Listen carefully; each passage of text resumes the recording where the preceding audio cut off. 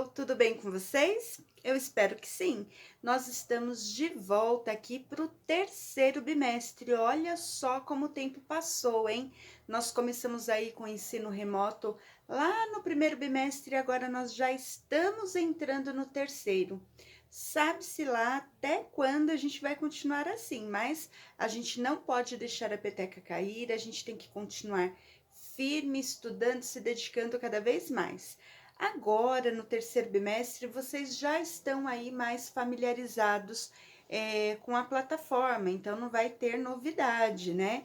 É só dar continuidade àquilo que vocês já assimilaram aí na referente à tecnologia, né? Já aprenderam a mexer na plataforma, a postar trabalhos, a editar vídeos, vocês estão ficando, olha, peritos no ensino remoto. É verdade. Quer dizer, às vezes não. Isso é uma coisa assim, ninguém queria isso, ninguém esperava, mas isso vai ajudar também aí para o desenvolvimento de vocês. Afinal de contas, vocês estão adquirindo aí novos conhecimentos, certo? E sem mais delongas, né? Nós vamos começar aí o terceiro bimestre falando do que, né?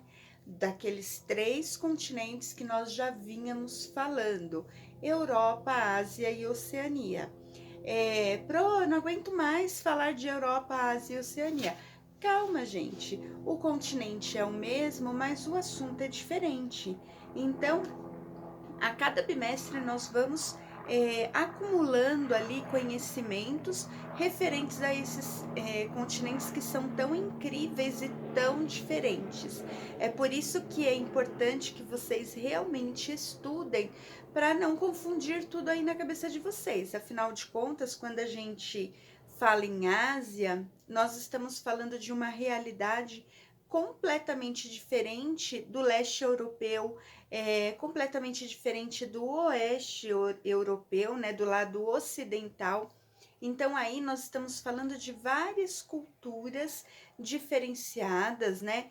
Então a gente tem sim que estudar, que procurar entender como é que esses povos vivem, como é que esses povos se mantêm, para a gente até mesmo compreender a forma em que nós somos influenciados por eles, né? Porque a gente vive aí no mundo globalizado, então o tempo todo nós somos bombardeados com notícias vindas da Europa, vindas da Ásia, vindas lá da Oceania. Então a gente precisa entender como é que funciona isso aí, né? Tem gente que pensa assim: ah, para que eu tenho que aprender lá o que acontece com a Ásia? O que acontece com a Ásia influencia sim a sua vida aqui no Brasil. Tá aí o coronavírus que não nos deixa mentir, não é mesmo? Então, é importante que a gente entenda o funcionamento dessas culturas, dessas formas de vida tão diferentes da nossa, certo? Então, esse bimestre nós vamos começar, né? Aqui no primeiro capítulo, nós vamos começar falando do quê? Do espaço agrícola. Porque você já sabe, você já aprendeu que a agricultura ela é praticada de diferentes formas. A agricultura é o quê? Quando você planta, quando você cultiva algo para utilização, né? Ou na indústria alimentícia, ou na indústria têxtil, vai depender aí da maneira que essa matéria-prima vai ser utilizada. Mas, quando a gente fala em agricultura, nós estamos falando de produtos que são cultivados no solo. E aí existem diferentes formas de cultivo. Por exemplo, a forma de se cultivar, vamos pensar em algo, o alface, né? Uma coisa que é tão comum aí no nosso dia a dia. Quer você goste, quer não, né? Independente de você gostar de alface ou não, a gente sabe que o alface está presente na mesa da maioria dos brasileiros. Então, vamos pensar no alface. O alface é um produto agrícola. Por quê? Ele vem da terra, ele é plantado. Só que existem várias formas de se cultivar o alface. Ele pode ser cultivado em larga escala, ele pode ser cultivado numa horta, numa chácara, que é bem menor. ele pode ser cultivado com uso de agrotóxicos, ele pode ser cultivado numa terra que recebeu fertilizante, né? E até mesmo cultivado através da hidroponia, sem a utilização da terra, só lá nos caninhos de água, que é uma coisa que a gente vai ver. Então, a gente entender como é que funciona esse espaço agrícola é essencial, até mesmo para que nós possamos fazer as nossas escolhas na hora de consumir, né? Hoje você depende das escolhas aí da sua família. Daqui a alguns anos, você vai ser o responsável pelas compras que você faz no mercado, pela sua forma de consumo. Você vai, de repente, adotar aí linhas, né, de comportamento. Você pode se tornar vegano. E aí? Né? A gente não sabe. Você pode se tornar vegetariano, você pode abraçar alguma causa e falar assim: não, eu vou defender isso. Para você defender algo, você precisa conhecer. Não adianta você querer levantar uma bandeira sem ter conhecimento daquilo. Então, por isso que a gente fala, todo conhecimento é válido. Tudo aquilo que você aprende, isso daí, às vezes no momento você não entende, você vai falar assim, ai, para que eu tenho que aprender agricultura? Mas lá na frente vai fazer diferença para você. Às vezes na profissão que você escolheu, né? Então a gente não sabe.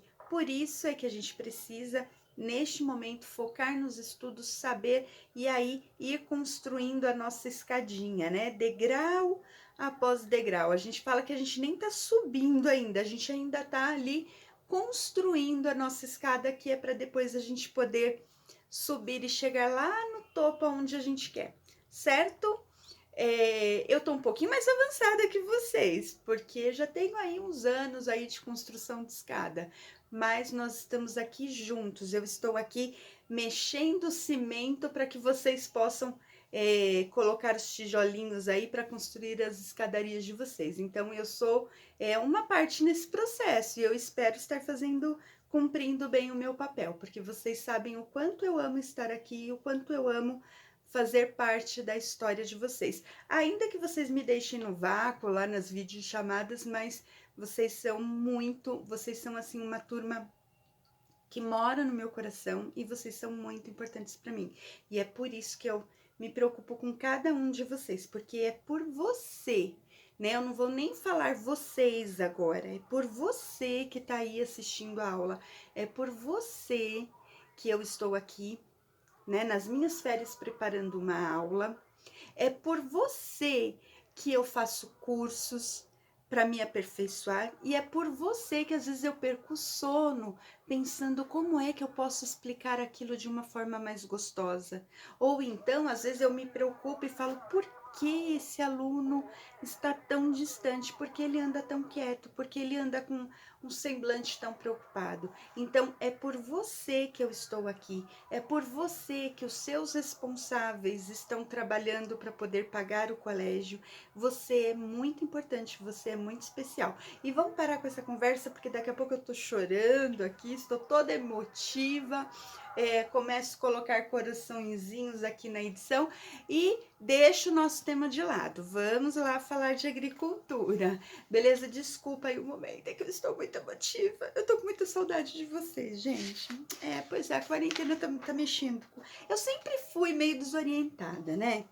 Eu sempre fui meio assim, pra falar o português claro, sempre fui meio zelelé. Agora com a quarentena eu tô pior. E com a saudade de vocês, então, ai, meu Deus do céu. Vamos lá. Então, assim, como eu já falei para vocês, a agricultura aí tem diferentes formas, né? Existem diferentes formas de cultivo.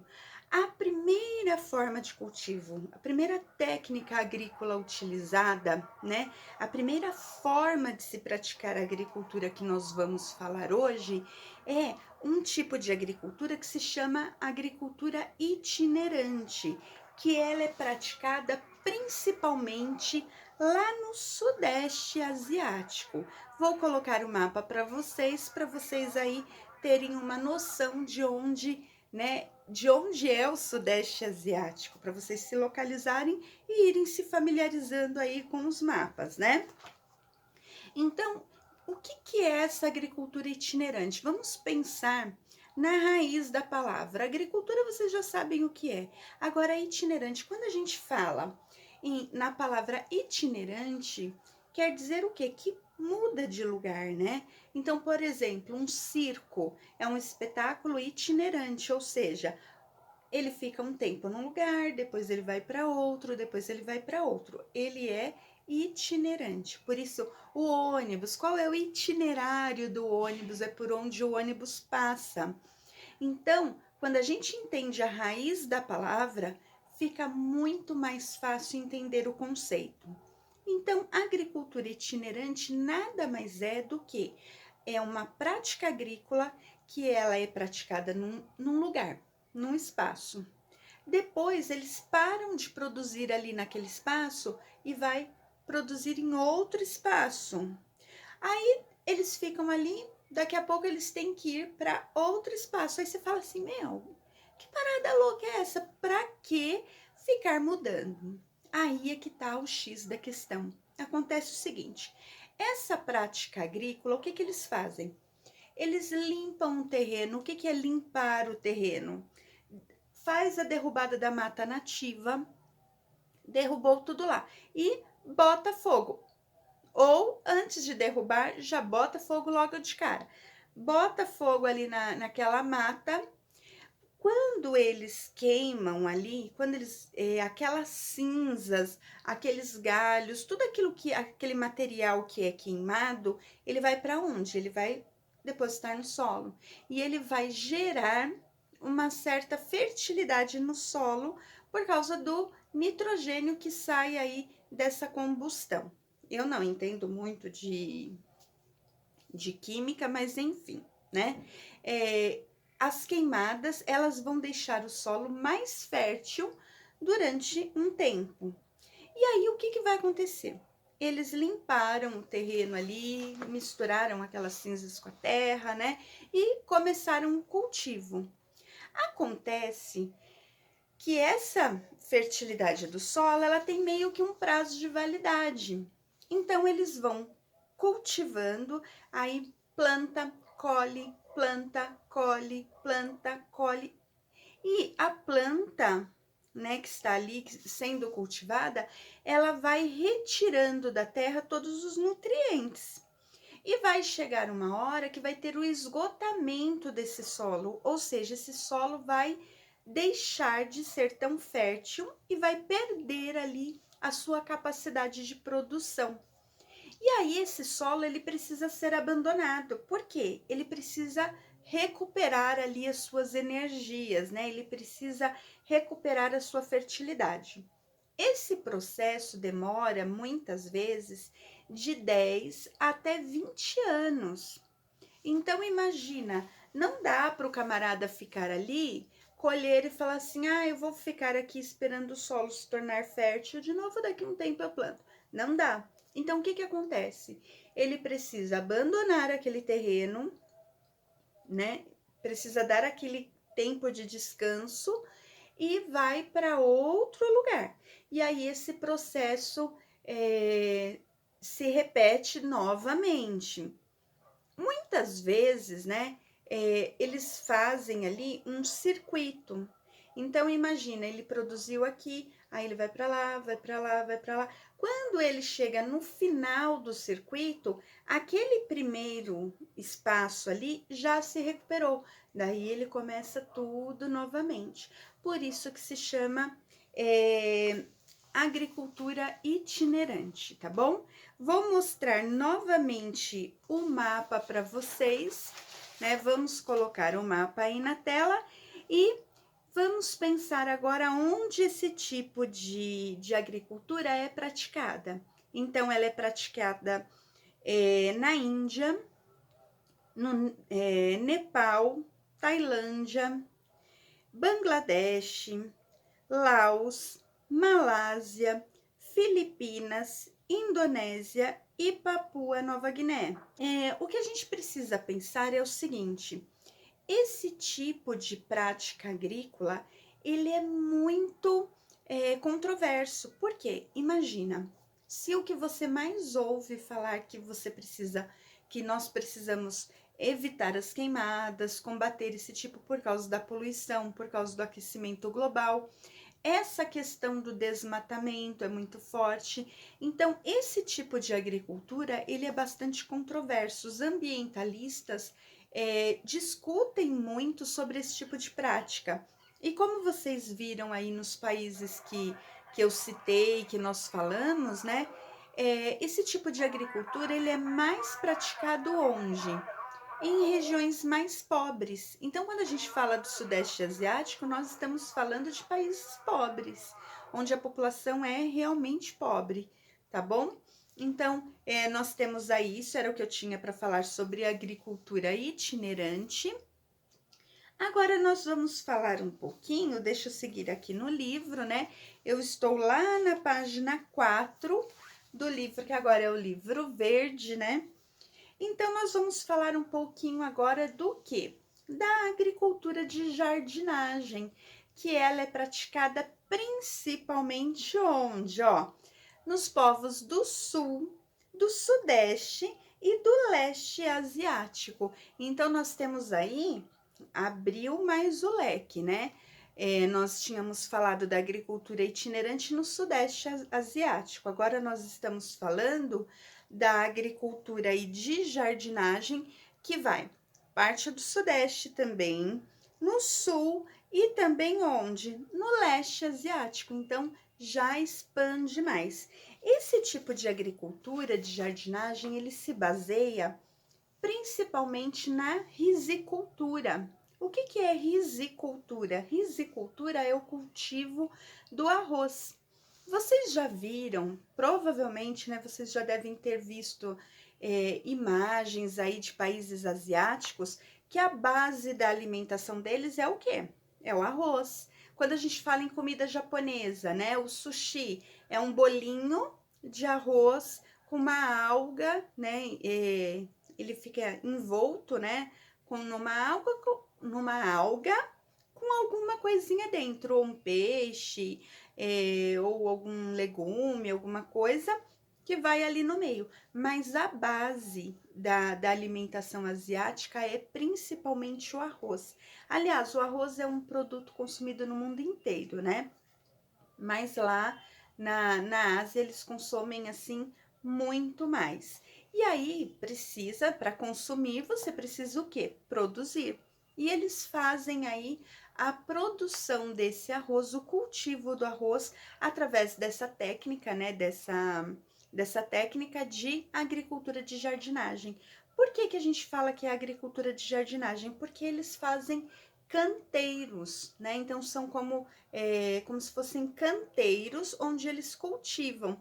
E os agricultores, eles entram ali, eles ficam meio que agachados, fazendo o plantio, a colheita, né, a manutenção ali da plantação desse arroz. Então, lembra mesmo um jardineiro cuidando do seu jardim. Eu vou colocar imagens, porque aí dá para vocês associarem melhor. Outra coisa interessantíssima nesse tipo de agricultura é que geralmente esses produtos são cultivados em áreas alagadiças. Aí você fala, nossa, o terreno ele é sempre assim? Não, existe lá a questão das monções, né? As monções de verão que trazem ali a chuva, e aí eles armazenam essa água, né? Porque enche ali os reservatórios, e aí nas monções de inverno, quando o tempo é mais seco, eles ainda conseguem continuar cultivando, por quê? Por causa daquela água que foi armazenada ali, certo? Então, muitas vezes eles constroem canais de grandes rios, então eles desviam a água do rio para manter sempre aquele terreno extremamente úmido ali, com aquela água empoçada, para poder cultivar o arroz, ok? Tudo certo até aí? Eu falo demais, né, gente? Mas é preciso. Agora nós vamos falar do plantation. Então, o plantation, o que que ele é? Né? O plantation, ele é um tipo de agricultura praticada desde lá do período colonial. Então, aqui no Brasil, no início da colonização, nós tivemos essa prática agrícola muito acentuada, que é o plantation. Plantation, ele tem algumas características assim bem marcantes. A primeira delas é que no plantation, geralmente é uma grande extensão de terra com um ou um grupo, né, de proprietários, mas é muita terra na mão de pouca gente. É praticado também através do quê? Da monocultura. O que que é monocultura? É uma cultura só. Então, se vai plantar cana-de-açúcar, é cana-de-açúcar e só.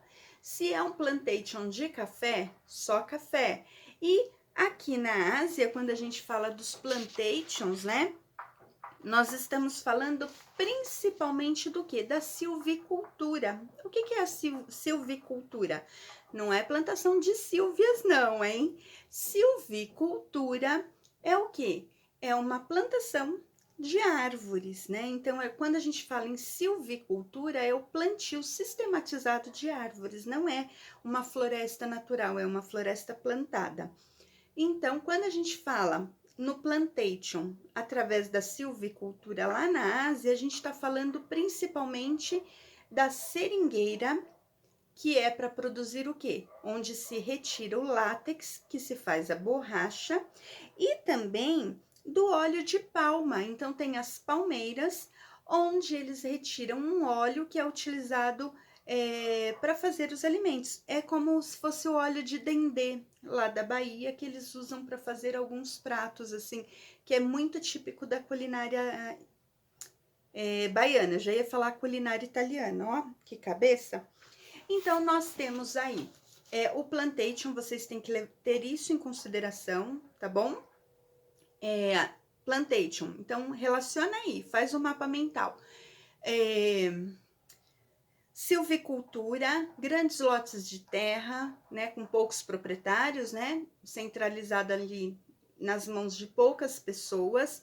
A prática da monocultura, que é cultivar só um produto, geralmente o produto vai ser o quê? Para exportação. Então, quando nós temos ali plantations, que são grandes plantações, geralmente esse produto ele vai ser exportado, então ele vai para outros países, né? Então ele vai ser vendido para outros países. Bom, deixa eu ver se tá faltando alguma coisa aqui. Da Ásia, é isso, tá bom, pessoal? Vamos falar um pouquinho agora de agricultura moderna. Aí você fala, ai, que chique, eu gosto de agricultura moderna. Pois é, a agricultura moderna, ela tem os prós e os contras, como tudo nessa vida, né? Então, quando a gente fala em agricultura moderna, nós estamos falando de tecnologia. Isso mesmo. Então, quando a gente fala ali, por exemplo, lá na página 8, tá bem ali, tem tópico por tópico, né? Então, o primeiro tópico tá falando aí que o modelo agrícola moderno, ele se baseia em alguns itens, né? Primeiro, na precisão, né? A agricultura de precisão. Aí, o que que ela vai ter ali? Ela vai se utilizar até mesmo de satélites que vai emitir ondas ali para saber o que, né? Para ter os dados, por exemplo, de área desmatada, até mesmo da altura, por exemplo, numa área que está cultivando algum produto específico, o satélite ele consegue buscar os sinais para saber até em que ponto já está o crescimento ali da lavoura, certo? Aí nós temos também informação online, que é muito utilizada. Então, para que eles usam aí na agricultura moderna essas informações online? Principalmente para saber as condições meteorológicas. Então, eles acompanham ali dia a dia para saber se vai ter um período de estiagem com falta de chuva, para saber se vai ter excesso de chuva, e assim eles vão tomando algumas medidas de precaução. Então, é muito utilizado a pesquisa genética aplicada às sementes. Quando a gente tem uma semente nativa, a gente chama de semente crioula, é aquela semente que não sofreu nenhuma alteração. Então, a gente tem ali uma semente crioula, uma semente nativa, que ela é plantada. Nessa semente, nesse saco de sementes aí nativas, podem ter sementes que vão germinar e sementes que não vão dar em nada. Então, a agricultura moderna, ela desenvolve tantas pesquisas que ela consegue fazer a modificação genética dessas sementes, por exemplo. Então, ela consegue manipular as sementes de tal forma que aquela semente ela vai produzir.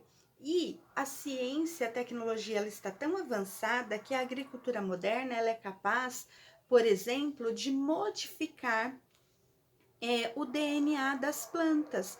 E aí, por exemplo, a melancia nativa, a melancia crioula, vai lá de alguns anos atrás, ela não era tão vermelhinha. E aí eles vão modificando, vão fazendo essa modificação até que a melancia fique quase sem semente e fique vermelhinha. Por quê? A pessoa vê ali aquela melancia vermelhinha e ó, dá água na boca. Então, quem é que gosta de uma melancia que é cheia de semente? Então, eles vão manipulando aí para quê? Para produzir uma fruta, um legume maior, ou então a duração aí, para que esse legume ele dure mais na prateleira do mercado, para que não apodreça tão rápido, a mudança da cor. Eles fazem também o quê? A, a mescla ali, a mistura de produtos, né, de frutas diferentes. Então eles vão misturar uma ameixa com um pêssego e aí vão ter uma fruta ali que tem algumas características de um e algumas características do outro. Então eles fazem esse cruzamento, né, de espécies de plantas aí para tornar mais doce, ou uma maçã mais vermelhinha com a polpa mais suculenta, e eles vão fazendo essa manipulação. Também tem a questão do aprimoramento dos insumos, né? Procedentes da indústria química. Então, eles fazem o que? Agrotóxicos, fertilizantes. Então, essa indústria moderna, esse tipo de agricultura moderna, ele vai praticar uma agricultura que vai modificar sementes, que vai aplicar ali os defensivos agrícolas, né, que são os agrotóxicos, para impedir as pragas, para matar os bichinhos que de repente vão estragar ali a colheita ou que vão contaminar as frutas, né, contaminar não, que vão furar ali.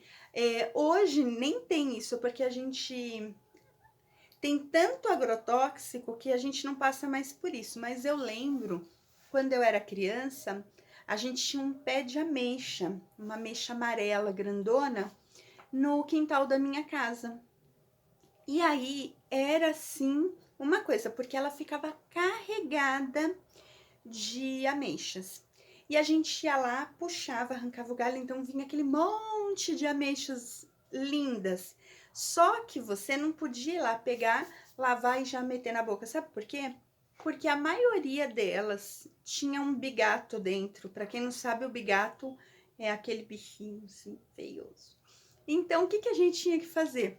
A gente abria a ameixa, tirava a semente, olhava, isso aqui não tem bigato e comia. Simples assim, pessoal. E tinha muito disso, manga. Nossa, tinha aquelas mangueiras assim carregadas de manga. E quando a gente ia pegar, não na minha casa, tá? Mas quando a gente ia passear, assim, ia para o interior, a gente via aquelas mangueiras. Então você tinha que tomar muito cuidado por causa desses bichos. Então imagina um produto que vai para exportação, né? Uma grande produtora que ela exporta caixas e caixas ou vende caixas e caixas de frutas e aí chega lá metade dessas frutas estão tudo bichada. Daí não dá. Então a agricultura moderna ela adota essas práticas do quê? Com os defensivos, né? Com os agrotóxicos para que não tenha, para que não corra esse risco. Ainda assim tem algumas que vêm. Outra coisa também as pragas na lavoura, né? Então, às vezes tem alguns, tem um que chama pulgão, tem alguns bichinhos que eles atacam a árvore ou atacam ali a planta, né? e acaba matando essa planta. E aí o agricultor ele perde toda a sua lavoura, toda a sua safra. Então eles usam esses defensivos agrícolas. A questão da fertilidade do solo, eles usam os fertilizantes, que são produtos que eles misturam como se fosse uma vitamina, que eles misturam ali na terra para o solo produzir mais. Isso é muito perigoso. Por isso que a gente tem aí toda uma linha de produtos orgânicos que fala assim, esse produto ele é livre de agrotóxico. Aí você fala, nossa professora, mas se esses defensivos matam aí os bichinhos, por que seria ruim? Seria ruim porque quando você consome, mesmo você lavando a fruta, você está ingerindo um pouco desse veneno.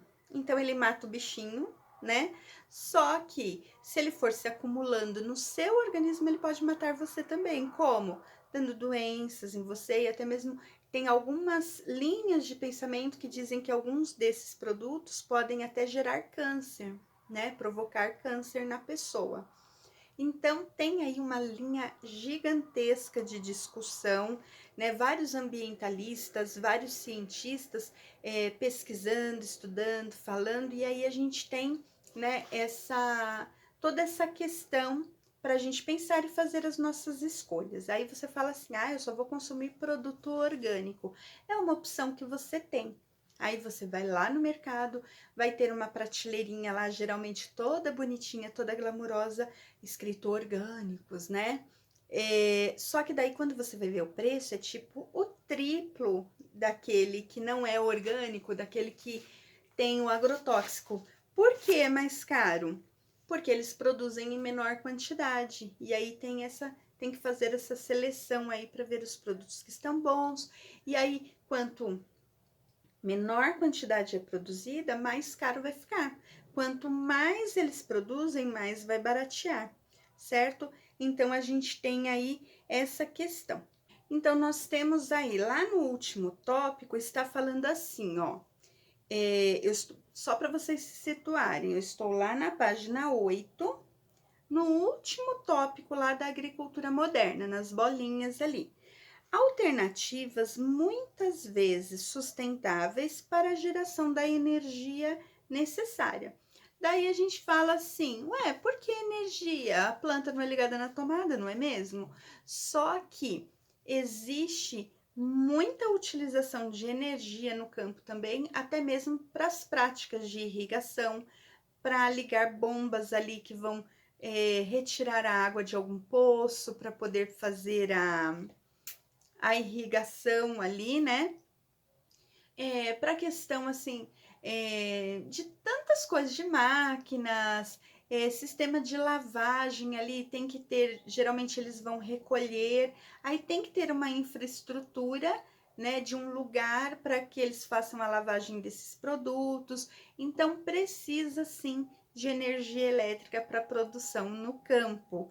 E aí eles desenvolvem o quê? Técnicas sustentáveis, já que eles não são sustentáveis na questão dos defensivos agrícolas, vamos ser sustentável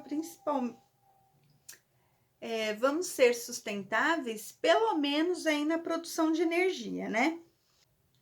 Bom, então quando a gente fala em agricultura moderna, tudo isso que a gente está falando aí na modernização do campo, ela vai gerar também o quê? Oportunidades, né, de desenvolvimento da indústria. Da indústria o quê? A indústria agropecuária, a agroindústria. Por quê? Porque no campo toda essa modernização, ela vai utilizar o quê? Muitas máquinas. Então o trabalho que era feito aí por 200 boias frias, 200 trabalhadores rurais, eles substituem aí por um trator, uma colheitadeira. Então, hoje existem vários produtos que vêm aí da agroindústria, né? Para quê? Para modernizar o campo. Isso tem o lado bom e o lado ruim. O lado bom é que otimiza o processo, ou seja, se produz mais rápido, colhe mais rápido, né? Só que tem o lado ruim, porque esses trabalhadores rurais aí acabam perdendo seus empregos. É por isso que a gente tem lá o famoso êxodo rural, que é a retirada é a saída, né, desses trabalhadores rurais que vão para a cidade. Por quê? Porque perdem o seu trabalho no campo, porque o seu trabalho está sendo substituído por máquinas. Então, tem toda a indústria aí voltada para a agropecuária, que é a chamada agroindústria, que ela desenvolve maquinário, também tem o setor científico, o setor de pesquisa, onde tem ali um polo de cientistas, né, de tecnólogos, que eles vão o quê? Estudar técnicas para avançar cada vez mais. É igual, por exemplo, uma fábrica de automóveis. Cada vez mais os técnicos ali, os pesquisadores, eles vão desenvolvendo novas tecnologias para tornar o carro mais seguro, para tornar o carro mais rápido, mais tecnológico, para prevenir, né, prevenir acidentes, para a questão do combustível, né, para economizar. Opa, só um minutinho aqui. Pronto. É que meu celular tá assim, vindo um monte de mensagem. Então, essa indústria, né, ela vai se aperfeiçoando. O mesmo acontece aí com a agricultura moderna, que vai desenvolvendo toda essa questão tecnológica no campo, certo? Bom, pessoal, então agora que nós já conversamos aí sobre a agricultura nos países menos desenvolvidos, né, que praticam aí uma agricultura mais rudimentar. Já falamos também sobre as principais características da agricultura moderna e antes de nós passarmos, né, para a parte em que nós vamos observar como a agricultura moderna se comporta aí nos países mais desenvolvidos, nós vamos fazer um teste. Nós vamos fazer um quiz através do Kahoot. Você não precisa entrar, porque o quiz está gravado aqui nessa videoaula. É só mesmo para você testar se você aprendeu, se você conseguiu assimilar os conteúdos trabalhados até agora. Vamos comigo? Então é só fazer assim, ó. Você ouve a pergunta, responde aí em pensamento e logo em seguida já vai vir a resposta certa. Vamos? Bora?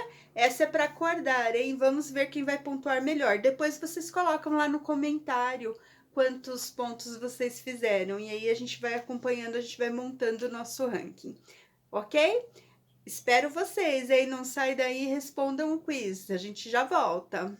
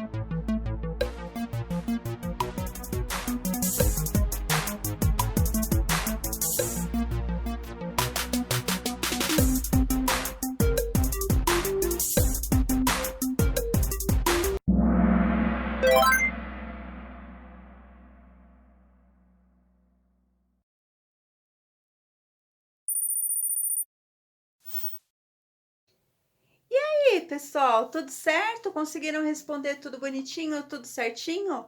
Eu espero que sim. Se você foi mal, é porque você cochilou aí durante as explicações, hein? Espero que vocês curtam o Kahoot. Não esquece, coloca aqui no comentário. Fui bem? Fui mal? Ih, professor, eu errei tudo. Vou ter que assistir a videoaula mais umas 3 vezes para assimilar. Nossa, professora, foi top, hein? Acertei todas. Coloca nos comentários que eu quero acompanhar. Beleza? Ah, e outra coisa, gente, ó, quase que eu esqueço. Jesus amado, eu não posso esquecer disso. Não esqueçam de olhar.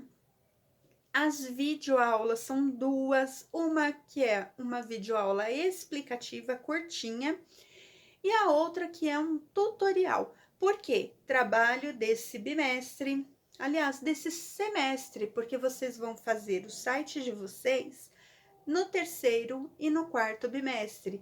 Eu acho que eu já até falei isso com vocês, porque acho que vocês estão assistindo isso depois da videochamada que nós fizemos. Então, já discutimos, já tá falado, já tá combinado. Entrem lá, assistam os 2 vídeos e já vão produzindo o conteúdo de vocês. Aproveita que o conteúdo tá aqui, ó, fresquinho na cabeça de vocês e alimenta lá o site, certo? Beijos! Não esqueça de contar aqui, de colocar aqui no comentário como que você foi lá no Kahoot, qual foi o seu desempenho. Tchau, gente!